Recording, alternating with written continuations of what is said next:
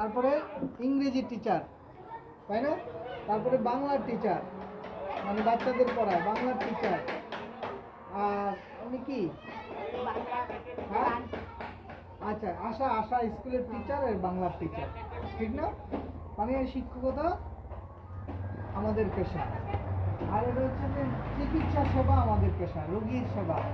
আমরা হলো মানুষকে শিক্ষিত করব, আর আমরা হলো অসুস্থ হয়ে গেলে তাদের সেবা করব, সেবা দিয়ে সুস্থ করব।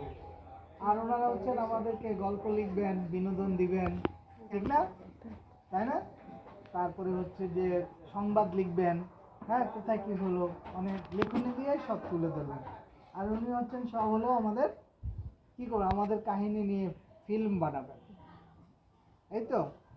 আর উনি হচ্ছে কর্পোরেট থেকে আমাদেরকে, আমরা যাতে করতে পারি, আমাদেরকে সিএসআর দিবে।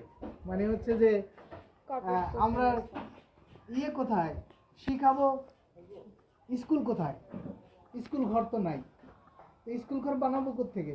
তখন উনি বলবে যে আচ্ছা, আমি সিএসআর থেকে 1 কোটি টাকা দিয়ে দেবো, আলীনগরে একটা স্কুল বানাবো।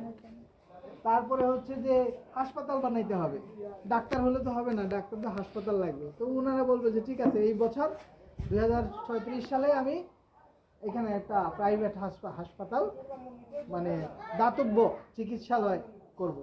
তাহলে কি ওনার সাথে আমাদের সম্পর্ক আছে না নাই? আছে, তাই না? ডাক্তারের সাথে শিক্ষকের সম্পর্ক আছে, হ্যাঁ, আছে তো।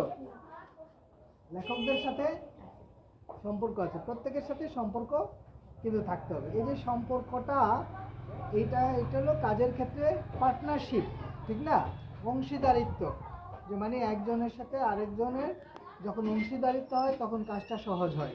আমরা শিক্ষক হয়ে বসে আছি, স্কুল নাই, কর্পোরেট দিবে, হ্যাঁ, সামাজিক দায়বদ্ধতা পালন করবে।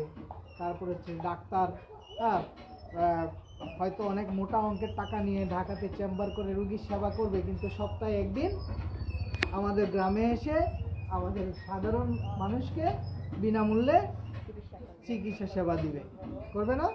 হ্যাঁ, তাদের বই বেরোবে, বই নিয়ে আবার আপনাদের কাছে যাবে লেখকরা, যে আমার একটা নতুন বই কি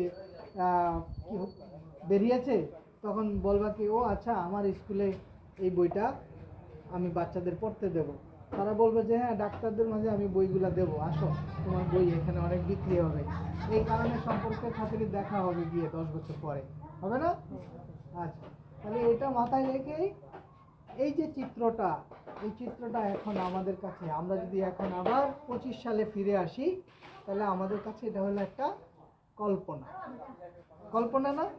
এই কল্পনাটা করতে কেমন লাগলো, ভাবতে কেমন লাগলো?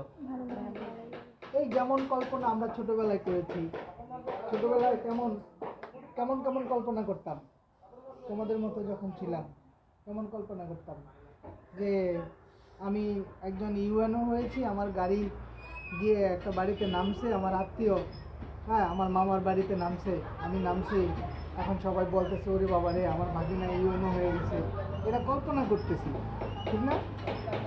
তো এইরকম, বা আমি বিশ্ববিদ্যালয়ে পড়াইতেছি, এরকম কল্পনা করেছি, কিন্তু এটা এখন দেখা গেছে যে এসে ফলে যাচ্ছে, ঠিক না? যে সবগুলোই করতেছি এরকম। তাহলে আমার মনে হয় কল্পনা বাস্তবে কখন আসে, যখন কল্পনাটাকে আমরা ভালোভাবে ধরে রাখতে পারি।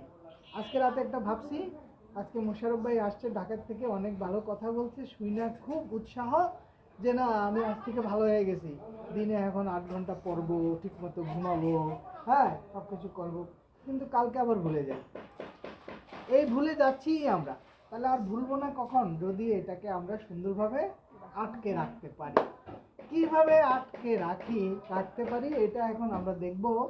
এখন আমাদের সবাই হাততালি দিয়ে আমরা পুরাতন যে 3 জন আছে, এই 3 জন এখানে চলে আসবে, ঠিক আছে? আমরা বসে সবাই